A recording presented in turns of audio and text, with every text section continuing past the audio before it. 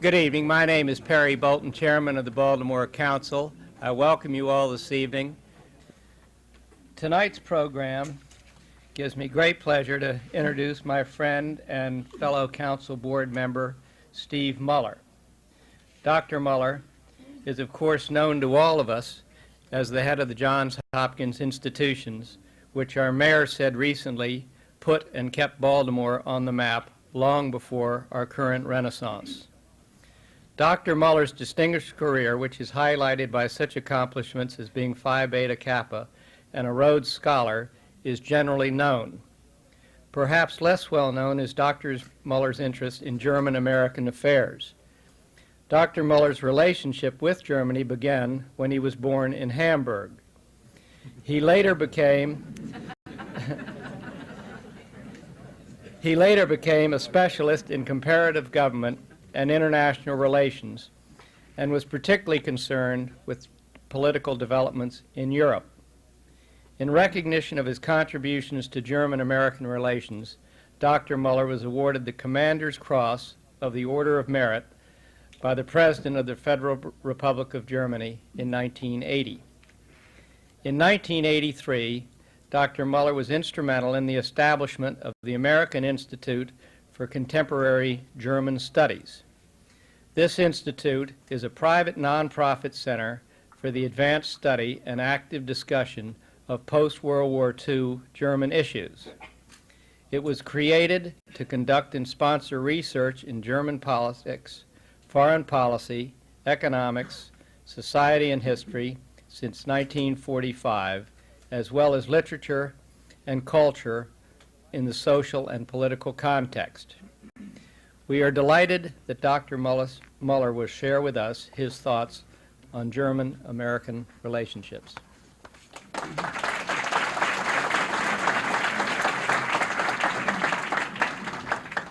Thank you very much, Perry Bolton, and good evening, ladies and gentlemen.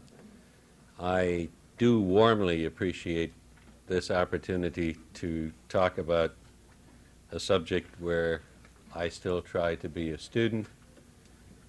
I was thinking I have, as may become apparent in the question period, which I hope you will indulge in when I finish my remarks, I have a somewhat irreverent sense of humor, and it occurred to me that after, let's see, almost 14 years at Hopkins with its renowned medical institutions, that I should perhaps correct Mr. Bolton when he said that my association with Germany began when I was born in Hamburg.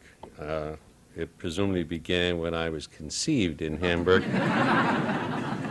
But that puts me right into the middle of the presidential campaign, and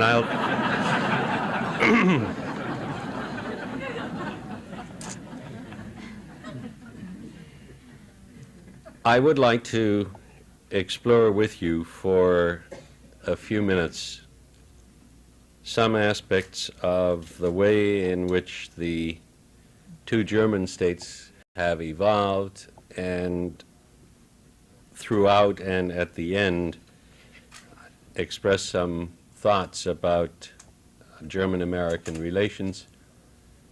I should warn all of you that I am not about to venture any outrageous predictions or come to any startling conclusions. So, and that is not because I refrain from doing something I'm tempted to do. I think neither, in fact, occur to me. What does occur to me at the outset, and I realize that this is an audience which has some sophistication and some real interest, and that some of you are as old as I am. It is nevertheless true that over years we have come to take the status quo that obtains in Western and Eastern Europe, and particularly the status quo that obtains in what used to be Germany, very much for granted. And a lot of people make a fairly normal assumption that there really is no reason why it should not continue, if not forever, then at least for a very long time. That assumption is not necessarily altogether wrong, but I think it might be worth reminding ourselves how unusual that status quo is, because we are still in 1984, but that Orwellian year has only 2 more months to go. And then we will be in 1985, and that will be the 40th year since the unconditional surrender of the Third Reich in May of that year to the the victorious Allied forces. It is worth remembering that in the wake of that unconditional surrender, no peace treaty ever was signed between the then defunct Germany that Hitler had led to ruin and the victorious Allied powers. That the country was divided not by treaty but by force, and that the present division into 2 German states exactly mirrors not the military arrangement that was in effect at the end of hostilities, but the military arrangement that the American Commander-in-Chief, General Eisenhower, and the Soviet commander of that theater of operations agreed to in the late spring and early summer of 1945. That may strike you perhaps as almost an irrelevant reminder, except that if you talk to very thorough Germans representing either the German Democratic Republic or the Federal Republic of Germany, there is still a significant dispute about whether a very small piece of territory, for example, which is on the wrong side of the Elbe, should be part of the GDR or should be part of the Federal Republic of Germany. It is at the moment under the control of the Federal Republic because American troops were there when the final lines were drawn, but it is an anomaly because everything else on that side of the Elbe ends up in the German Democratic Republic, and there is still a dispute about that.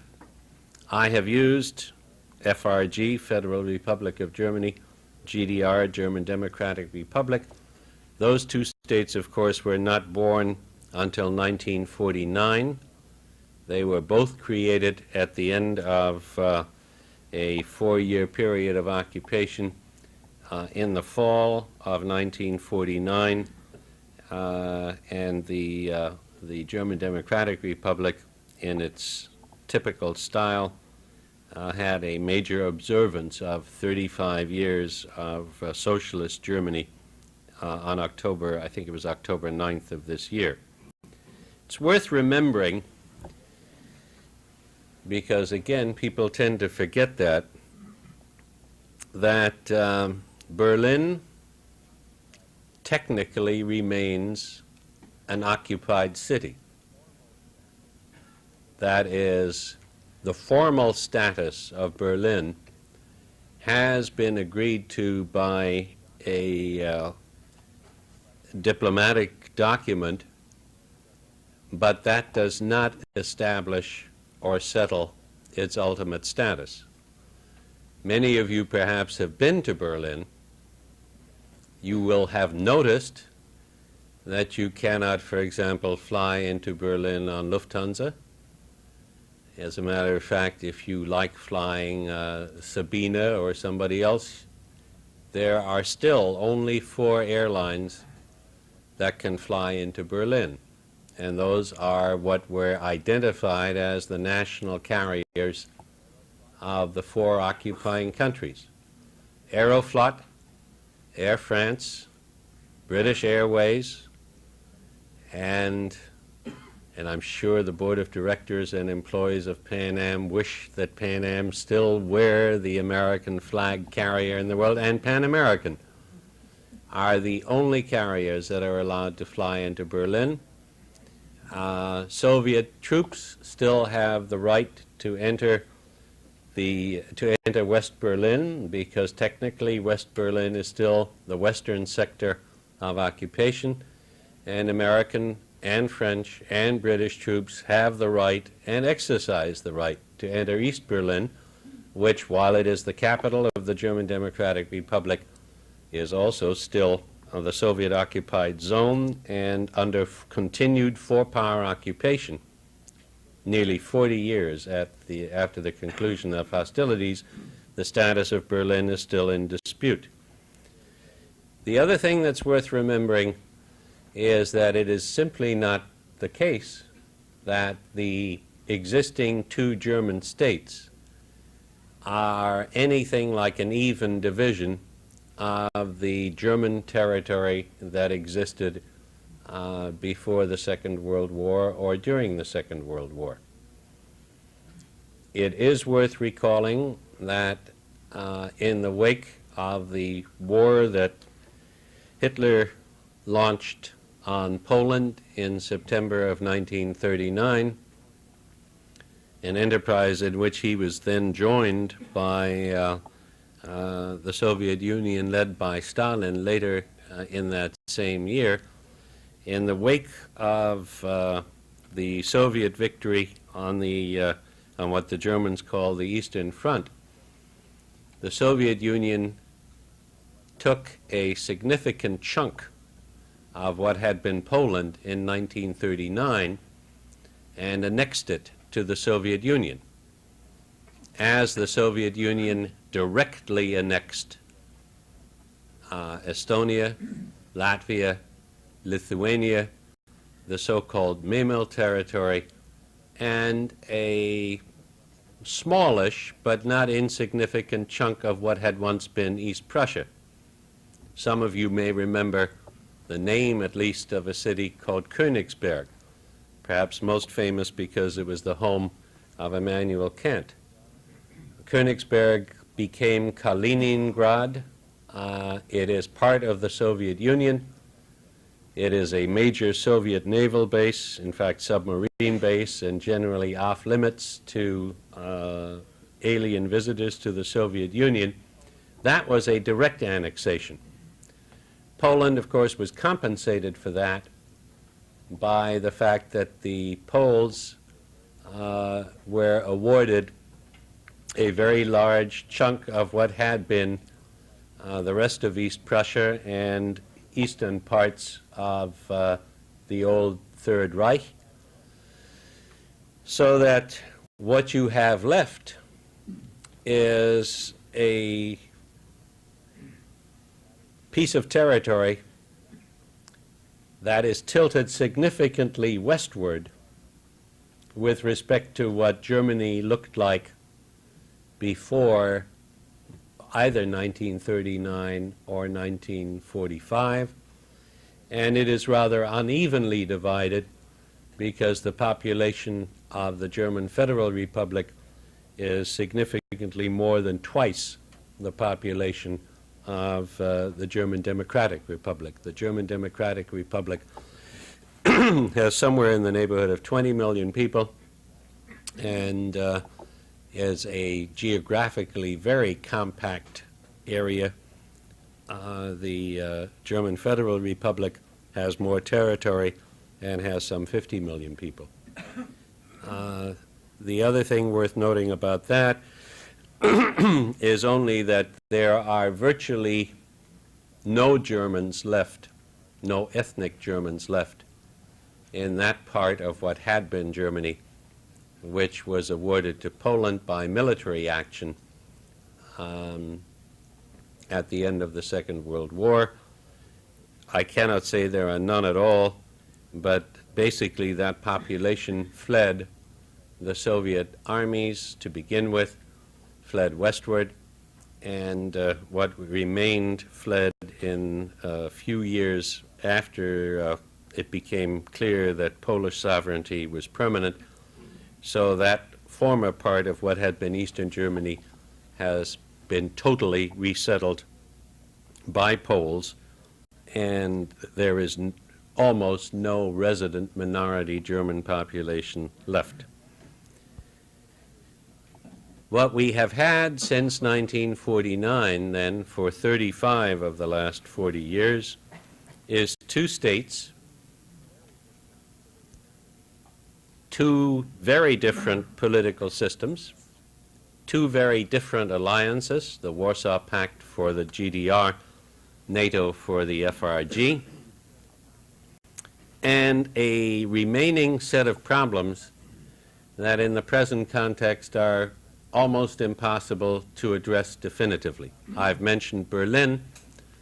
One of the problems that keeps coming up and that will become relevant in the next point to which I want to move is who owns the German past? You may ask yourself, who would want to own the German past? But I would remind you that the German past includes more than Hitler and the Nazi Party and the incredible, in retrospect, truly incredible evils of 1939 to 1945. The German past, of course, includes Schiller and Goethe and Beethoven and Brahms and Bach and Heine and Klee, and one can go on and on. It's interesting that the cultural possessions of Prussia are partly held in the German Democratic Republic and partly held in the Federal Republic of Germany, and the present ownership is unsettled. It is interesting that in the German Democratic Republic in East Berlin, there are former embassies to Hitler's Germany, of countries such as Japan and Italy, which are ruins because they were badly damaged during the war, which sit on empty lots.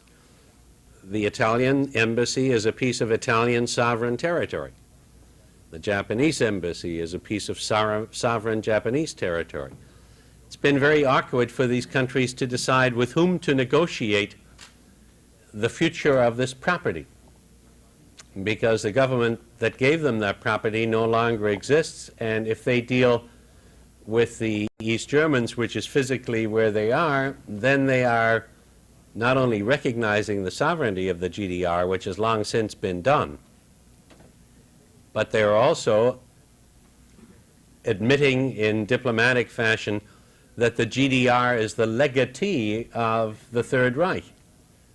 And what about the FRG? Do they, in fact, have to negotiate with both governments about a piece of property that's located in East Berlin?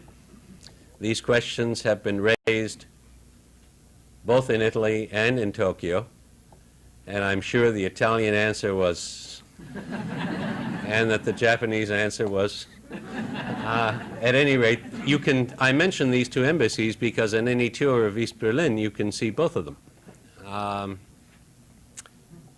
I'm saying East Berlin. Of West Berlin, you can see both of them. Who owns the past is a problem. Who owns the present is a problem. And there's one thing for those of you who have not been there. The physical contact between the two Germanys is intense. You may be aware of the wall, a very ugly barrier that divides Berlin, and which is only really one manifestation of an ugly frontier that runs between the two German states. I will come back in a minute to the wall for other reasons, but it is worth remembering that the wall only makes it impossible for people to go back and forth. And I'm not being so abstract as to talk about ideas can travel beyond the wall. I'm talking about the fact that electronic signals can. In all of the German Democratic Republic, you can see West German television, except for the area of Dresden and its immediate environs, which is in a geographic depression. That means that signal is too fuzzy to see. And in a good chunk of the German Federal Republic, you can see East German television. And so, you know, the notion that these are separate states is absolutely correct. The notion that the East German population is being kept from knowledge of what is happening in the West is nonsense. They hear in their own language not only Dallas and Hill Street Blues, but the news, all news. Anything that is broadcast in the Federal Republic is basically accessible in the GDR. And for those who are interested, everything that is accessible on television, including news, in the GDR is accessible in the FRG. Now, when I talk about our taking this status quo for granted, I'd like you to reflect with me on what it is like to be a young German, and let's start out with the Federal Republic.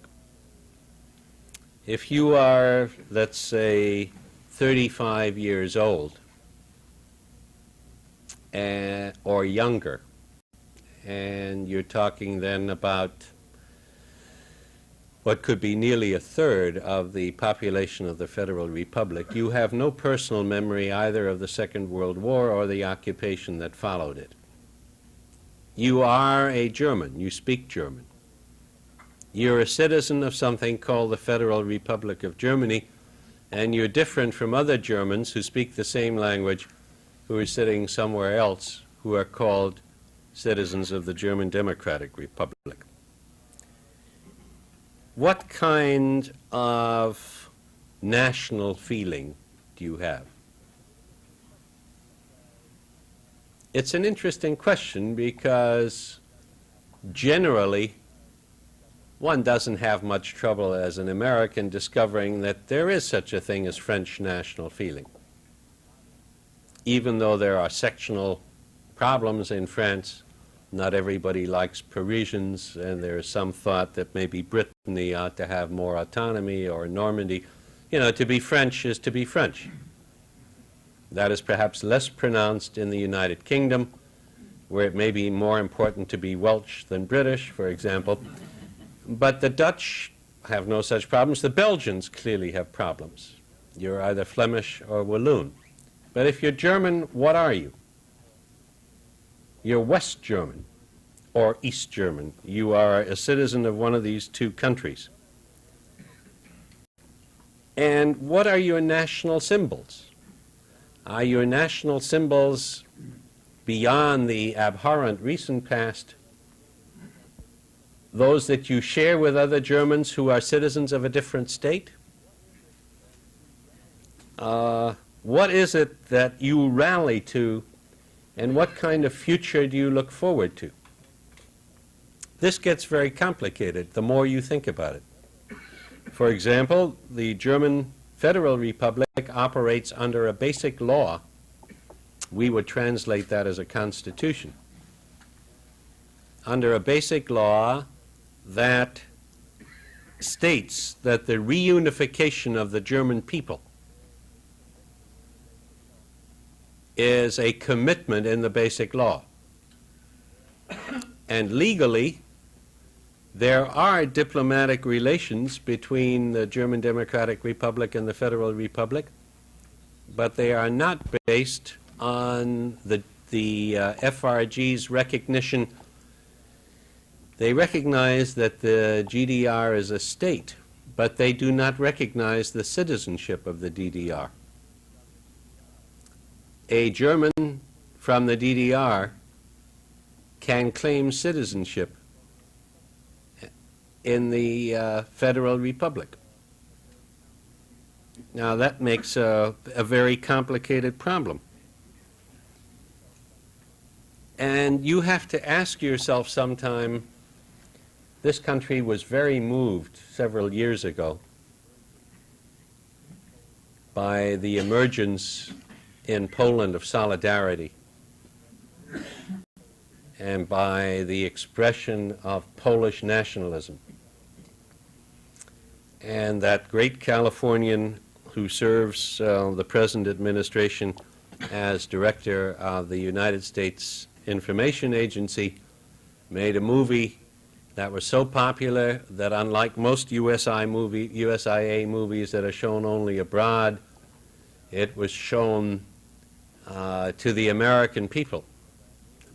And the theme of that movie, I think it was its title, was "Let Poland be Poland." Well, why not? I mean, nothing new in saying "Let France be France" either. Let Denmark be Denmark. Try "Let Germany be Germany" and see how that sounds. This is Halloween, but that sends shivers down everybody's spine, right?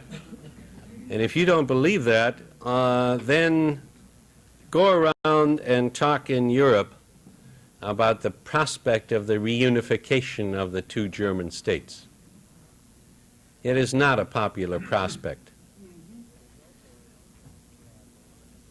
It is also, before I go on with that, worth remembering that Germany's history as a single nation is not venerable. They were not a single nation after 1066. They were not a single nation as early as France. Yes, they were a single nation before Yugoslavia and Czechoslovakia. They, in fact, became a single nation after a series of wars in 1870. The modern history of a single Germany, which then excluded Austria and excluded Austria at all times except after Hitler's aggression in the 1930s, the history of a single Germany in modern times is a history that goes from 1870 to 1945, began in 1870 by a victory of Prussia over France, was marked by the First World War, and then the Second. So, you know, it's not all that appealing a history, and the record of a unified Germany in Europe in modern times is not totally appetizing. There was a very strong reaction, for example, by the Italian foreign minister in the present Italian government, Giulio Andreotti, just before the scheduled visit of Premier Honecker of the DDR to the Federal Republic was canceled, to talk of any movement toward German reunification, where Andreotti said, "Pan-Germanism is out of the question for Western Europe." That made big headlines in Germany, made big headlines in Europe. It never, in fact, was reported by the American papers except much later, when they picked up commentary that people had made on that observation. That worries me about the distance we now take from what is happening, particularly with respect to the two German states. Let me move along a little faster. Reunification as a goal doesn't make much sense in any short-run terms, but it is difficult officially for Germans in the Federal Republic to disavow, because it is in their basic law, and because it expresses a national aspiration which has some meaning, even though it may not make much political sense. But the more you think about it, the more impossible it appears. And that leaves the young people in the Federal Republic with a problem, because they at least are aware that they do not have the same national feelings as other neighboring states do. They are aware that there are certain things in the past they cannot appeal to, although they feel blameless for that. They share the longer past with another state. And if you have any doubt that this is a real problem, then you ought to look at the contemporary German political and social scene. Because there is a movement, in fact a political party, that has emerged with still growing political force in the Federal Republic, which is invariably described as the Greens. And they are characterized a lot as being sort of a combination of environmentalists and people who are opposed to the further deployment of nuclear weapons on German soil, and may therefore be deemed to have some rather more explicit interest in human survival than others. What is less accurately reported is that one of the driving forces in the Greens as a party, as a movement, and in terms of appeal to voters, is German nationalism.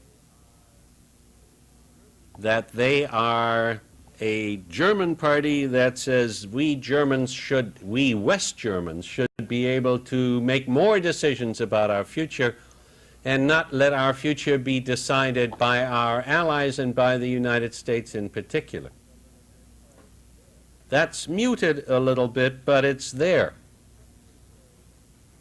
And let me quickly say that while I have been talking about young people in the Federal Republic, the situation in the German Democratic Republic is not nearly as different as you might suppose. If you have a vision of the German Democratic Republic as a Stalinist dictatorship, which is as inefficient agriculturally and industrially as the Soviet Union, and which is in effect nothing more than a Soviet-occupied area that behaves as though it were part of the Soviet Union, that's not correct. One of the things that surprises you when you first go, especially if you go beyond East Berlin into the German Democratic Republic, is how German it is. It is Soviet-occupied. Its ruling government is a communist government. It is a dictatorship. It is not a nice place to be. It is dreary. But it is also German. They work hard. They are an industrial country. They export and import. And they are more than any other East European or Warsaw Pact or Iron Curtain country obviously infected by the West. They wear jeans. They wear sneakers. They wear, what do you call these things? Yeah, T-shirts. They have rock bands. They watch Western television. They are very aware of what happens on the other side. They are polite because they're watched about the Soviet Union. They are less polite about the Poles. They have the same benevolent attitude about their Polish and Czech neighbors that have always characterized Germans. And some of you will know what I mean by that. And it is interesting that the Hanukkah visit and its cancellation was portrayed here largely in terms of the Russians forbade it. Well, if you believe the Russians forbade it, they must first have authorized it and simply changed their minds. It isn't quite that simple. It was authorized because it would have been very hard for the Soviet Union to have prevented a search for closer relations between the two German states from both sides. It was later abandoned in part because it had already become apparent to the DDR that the results of this visit would be so minimal that it might not be worth making at this time. in part because the leadership of the DDR can't figure out any more than the rest of us who is really running the Soviet Union now and who's going to run it a year or two from now, and it was unsafe to risk being retaliated against in case the wrong people emerge in the Chernenko succession. And it was in part then severely discouraged by the Soviet Union because of the amount of attention it had received. But again, when you see the struggle, I talk about who owns the past, the observances of the 5th century of Luther were carried on avidly on both sides of the Iron Curtain. And it is interesting, isn't it, that the German Democratic Republic, that staunch socialist state, is so interested in claiming Luther in its pantheon of past heroes. I remember when I first visited the Humboldt University in East Berlin in terms of the Hopkins-Humboldt exchange and crossed what had been Unter den Linden, just it's on that street, and there was a big bare space where the cars were parked. Well, the bare space is still there, except a couple of years ago, the East Germans put back a statue that had once been there, that hadn't been there since the war. It had been in storage, and that's a statue of Frederick the Great. They are very careful to point out that this statue, in which the king, with his typical three-cornered hat, is seated on a horse, something is sticking out behind, but they point out that's not a sword, that's a cane. He carried a cane, so it's not militaristic, but he too is now a restored symbol of the German past. What I'm trying to say here is that this frustrated nationalism is not just a phenomenon in the Federal Republic. It is just as much a phenomenon in the German Democratic Republic. So where are we going? Where we are going is that the balance of the status quo is more fragile than it looks, especially if you just sort of visit and tour through, that there are some problems that cry out for resolution, and that a paradox is emerging as the most likely way to go, namely that better relations between the two Germanys are an increasingly explicit objective on both sides of the wall, and that the most likely way those better relations can be advanced is by more and more staying away from the subject of reunification and dealing with each other as two separate states. Oddly enough, the closest thing we are, in my judgment, likely to come to a closer relationship of Germans with each other is under the aegis of two quite explicitly separate states. They will be the German people, to the extent that they want to be with each other, have a better chance at doing that in terms of relationships between two states than they would in any single state that Europe and the rest of the world would tolerate. One can be interested in the fact that a somewhat reckless, I am being chaperoned tonight by my faculty and I have to be very careful, but a somewhat reckless German historian, not reckless as a historian, but reckless because he is the son of Thomas Mann, named Golo Mann, has recently advanced a well-publicized proposition that maybe the Federal Republic should recognize the citizenship of the DDR, which would, of course, require a change in the basic law. That is, that they should treat citizens of the DDR as citizens of a foreign state, the way they treat the French, the Poles, or anybody else. They don't do that now. And you know, if you think about that as an American, you might conjure up, for example, a deal. I'm not predicting this will happen. I'm using it by way of illustrating the kind of atmosphere I'm talking about. A deal where, in recognition of a constitutional change in the Federal Republic that would create formal recognition of DDR citizenship, the wall would come down. Because you might not need the wall as much if those people were in fact entering a foreign country that recognized that they were entering a foreign country and would deport them if they were subject to criminal prosecution the way other states deal with each other. I don't think, frankly, that that will happen. It certainly will not happen soon.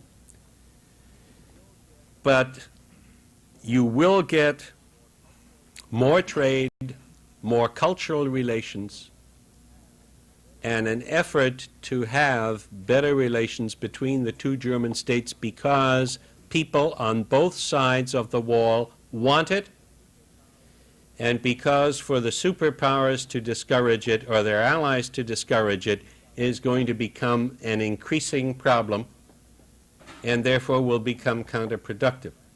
The other side of that coin is that bad relations between the Soviet Union and the United States complicate this rapprochement between the two German states and are therefore resented on both sides, that the forces feeding this muted and frustrated nationalism are powerful and are, interestingly enough, now best expressed by the churches. An active Lutheran church in the German Democratic Republic, and both the Protestant and the Catholic Church, but the Protestant Church more than the Catholic Church in the Federal Republic. And this feeling, the other and final feeling to which I want to refer, that Germans are in the front line as far as any potential European conflict is concerned, and that is very frightening.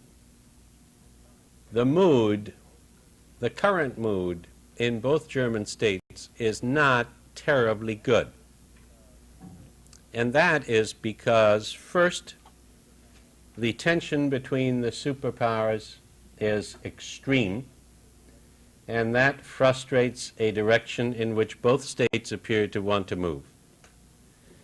Second, because that extreme tension is manifest, of course, in a continued escalation of the military confrontation, and that is frightening, even to people who are not particularly radical politically and who understand the need for defense. And then, because the prosperity that so long lubricated the West German political scene has eroded. You know, you can be politically, even emotionally frustrated, and if you're very prosperous and can be very hedonistic, you can endure without too much discomfort for some time. And it is interesting that in the 1960s, 50s, and 60s, Germany, West Germany, gave plenty of evidence of hedonism. Now they have significant unemployment. They have some of the same problems other heavily industrialized countries have in trying to adjust to new technology and the decline of old industry. And oddly enough, the same thing is happening on the other side of the Iron Curtain, on the other side of the wall. The DDR still had a labor shortage 3 or 4 years ago. It now has a labor surplus, and there too the future is less promising than it used to be. I'm about to end, having talked longer than I should, and you will now say, but he didn't mention German-American relations. I would point out that I guess my message is that Americans ought to be more interested than I think most of us are in the relation between the two German states and the future relationship of the two German states, not only because we have more than 300,000 young Americans stationed there, and that is, I think, the longest period since Korea happened later, that so large a number of troops from one country have been stationed in another to guarantee the future security of that country and the basic alliance there. But because if in this fragile balance things go wrong, the effect is not likely to be confined only to Germans. I also think it is a little incredible that while most Americans think they know something about the German Federal Republic, we tend to know nothing about the German Democratic Republic, which is a real state, a real society, even has tourist attractions like what's left of Dresden and some other things. And it is wrong for us to know nothing about it because it is real and it will play a role in the German future and therefore in ours. And that we have a special stake in the German ally because, you know, we live in such a wonderful world. If you don't listen to the candidates as candidates, which means you don't listen to them at all, and think about what is under discussion seriously with respect to Europe. You know, one of the questions is if you don't have nuclear war, but you have two antagonistic alliances with clearly different interests, then why not invest in getting ready for a nice old conventional war? I mean, there's serious people arguing that. It's a real subject for discussion, and not just in the Pentagon. And these are not crazies. I mean, they're sane enough to say no nukes. Conventional war. Well, what happens in a conventional war that breaks out in Europe? Somebody's got to cross a German border, right? Either we go that way or they come this way, but it's hard to avoid crossing one German border into another part of Germany. And if this is a nice old conventional war, you know, a shoot 'em up with cannons and all that, tanks, it's all on German soil. We have a conventional strategy, a forward strategy in the United States. I'm not really trying to be funny. That forward strategy means the forward deployment of American troops on behalf of NATO so that we and our allies can stop a Soviet advance as rapidly as possible should Soviet troops move across that border. That forward strategy means that we would be committing our own troops to fight on German soil with German allies first and foremost, because the strongest and most accessible military support other than our own that we would have is the support of the military force of the NATO component of the West German Army. We have a stake in that. I don't know why you are all here.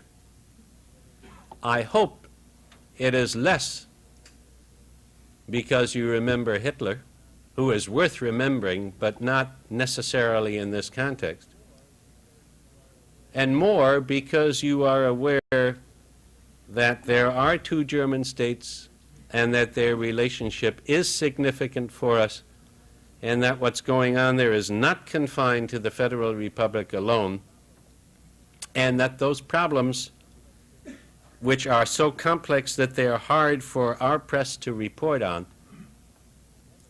have an inevitable impact on our future, which may be benign or malign, but it's unavoidable. Forgive me for taking so much of your time.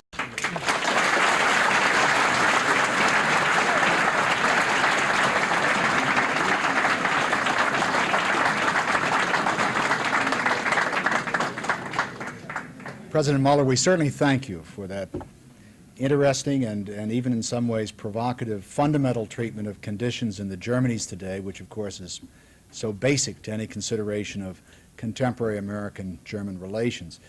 Professor Muller, Dr. Muller has agreed to answer questions until 10 minutes after 7. As an academician, I think he will be comfortable fielding the questions himself. We have one request only of you, and that's you repeat the questions for the benefit of our audiences. It's easier for me if I don't even hear the question, but I'll do my best. Yeah. In case you didn't all hear the question, if there were a conventional war, would the East Germans rise against the Russians? Obviously, I don't know. I can only give you my opinion. My opinion is that that is extremely unlikely.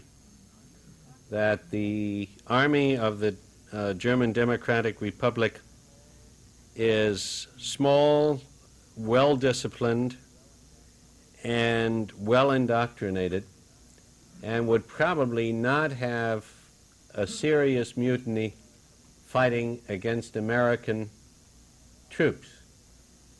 However, they would have had even less difficulty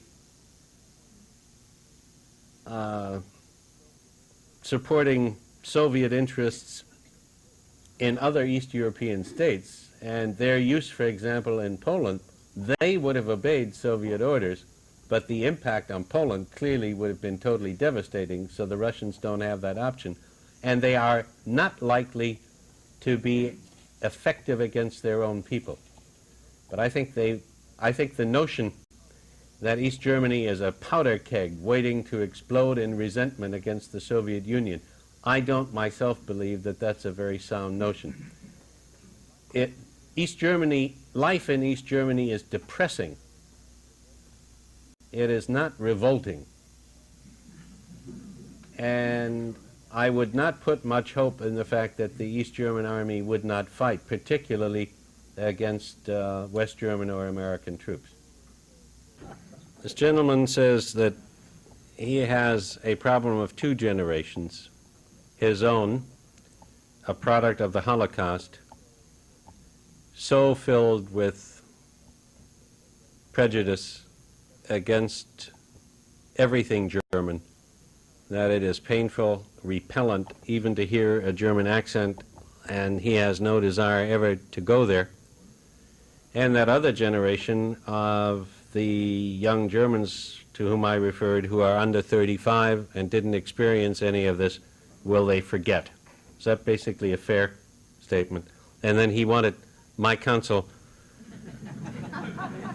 and is appealing to me as an educator. I'm supposed to be the educator.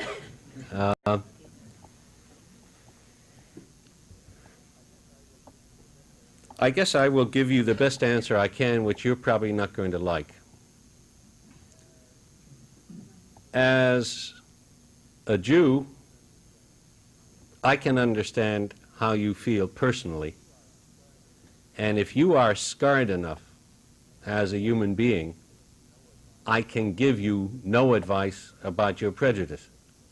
You're entitled to it, and if it bothers you, your help lies in the area of psychiatry, not in the area of education. I would question, in terms of one's faith,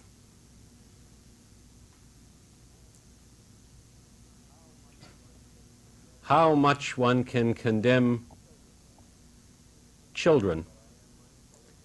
But I am mindful of what the Bible says about visitation of the wrath of God upon your children and your children's children and ages to come. What I would feel more strongly about as an educator is that personal feelings are one thing. I assume that you are a citizen of the United States and that you're interested in the welfare and future and foreign affairs of the United States. And from that standpoint, you should be well aware of what is happening in the two German states, not because you like them, but because they matter. It's a good question, but a long one to repeat. First, I want to say I don't have a 40-year theory. I did try to point out, because 39 is not a round number and 40 is, that I could say it's 49 years after World War II. after unconditional surrender. Next year it'll be 40 years. So I don't have a 40-year theory. I think the efforts to reduce the size of the American commitment to NATO is, on the one hand, eminently understandable. Very understandable because it's costing us a lot of money and because we're becoming impatient with the intractability of our allies. But it is certain, if I feel sure, and that's usually a very risky thing, but if I feel sure of anything I'm saying tonight, I feel certain that any effort to reduce by any significant number the American military commitment to NATO in terms of troop numbers, that will be interpreted, particularly in the Federal Republic of Germany, as a dilution of the American commitment to Europe in general and to the defense of Germany in particular. And nothing we will say by way of explanation will shake those people off that conviction. It's interesting, I was at a luncheon last week at the Council on Foreign Relations, and one of the people at that luncheon was John McCloy, who at the age of almost 90 is still one of the grand old men of not only American statesmanship, but American statesmanship in Europe and in Germany. And Mr. McCloy was talking at lunch about the fact that when there was talk more than a decade ago of a European deterrent, talk that the French and British were engaging in with the Americans, Helmut Schmidt, who was not yet Chancellor but was in the German cabinet in the Brandt Chancellorship, said to his British counterpart, is this talk of a European deterrent being taken seriously in London? And I think the British counterpart was Lord Carrington, who in typical British fashion said, oh, well, don't take it too serious, a lot of talk, nothing may come of it. And Schmidt said, well, nothing had better come of it, because you should know and the French should know, we Germans are really not interested in you. Our defense is credible from the United States, and a European deterrent which would undercut the American umbrella is unacceptable to us. I think that is still how the FRG feels. What the Russians are up to, I have no idea. I do not myself believe that they're in the process of mounting a major military assault on Western Europe in the foreseeable future. I think they have a series of other problems.